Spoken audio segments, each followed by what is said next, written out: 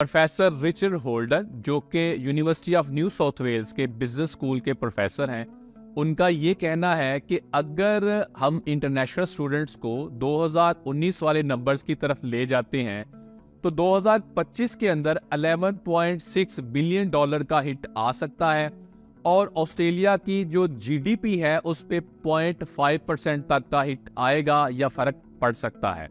उनका मजीद ये कहना है कि that could easily be enough to tip Australia into an actual recession. It's not just the tuition fee that international students pay. They pay rent, they spend money on food and entertainment, and they travel. And that spending in the broader economy, that's where a lot of businesses are really struggling at the moment.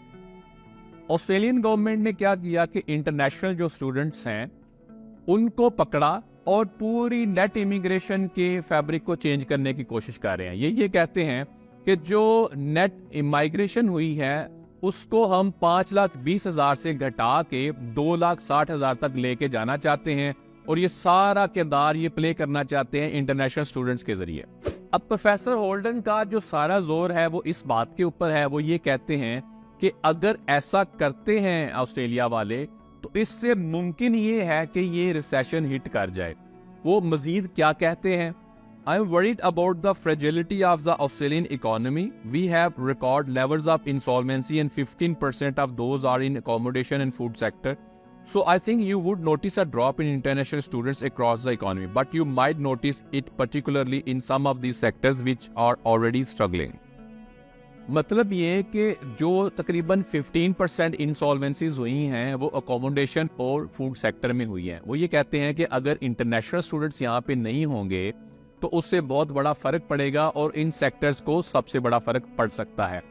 मतलब कहने का ये कि जो international students आते हैं उनकी सिर्फ ट्यूशन फी नहीं होती, वो जब यहाँ पे आते हैं वो रेंट्स भी पे करते हैं, वो एंटरटेनमेंट के लिए भी जाते हैं, वो ट्रैवल भी करते हैं, वो अकोमोडेशन में भी रहते हैं। लेकिन ये सारा जोर जो है ऑस्ट्रेलियन गवर्नमेंट का वो इस टाइम इंटरनेशनल स्टूडेंट्स के ऊपर ही है और नेट माइग्रेशन को वहां से ये काम करने की कोशिश कर रहे हैं, जो कि अप्रोच शायद ठीक नहीं है।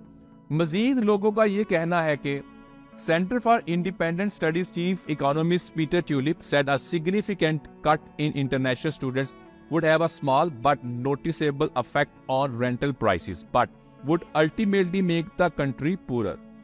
मतलब ये कि भाई अगर आप इंटरनेशनल स्टूडेंट्स के नंबर्स को कम भी कर देंगे तो जो रेंटल प्राइसेस हैं वो बड़ी कम नीचे आएंगी, यानी कोई बड़ी कोई नोटिसेबल नहीं होगी, लेकिन ओवरऑल कंट्री की इकोनॉमी के ऊपर बहुत फर्क पड़ेगा और कंट्री पूरर हो सकती है।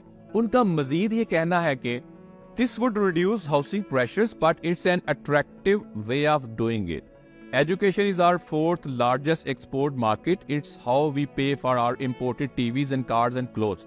If you stifle our export market, our quality of living goes down and we can't pay for all of those good things. Peter tulip का यहाँ पे मतलब ये है कि इसको भाई यूं समझें कि जो ऑस्ट्रेलिया की फोर्थ लार्जेस्ट एक्सपोर्ट है वो इनकी एजुकेशन है। अगर इंटरनेशनल स्टूडेंट्स नहीं आएंगे तो आप एक्सपोर्ट कैसे करेंगे या बाहर से लोग पैसा कैसे लेके आएंगे? उन्होंने कहा भाई ये वही चीजें हैं जिससे हम अपनी इंपोर्टेड चीजों के पे करते हैं। उन्होंने टीवी वगैरह की मिसाल दी, यानी कि अगर ये एक्सपोर्ट करते हैं जिससे पैसा आता है और इंपोर्ट करते हैं जिससे पैसा जाता है, उससे अगर बैलेंस ना रहा तो उससे बहुत बड़ा फर्क पड़ेगा।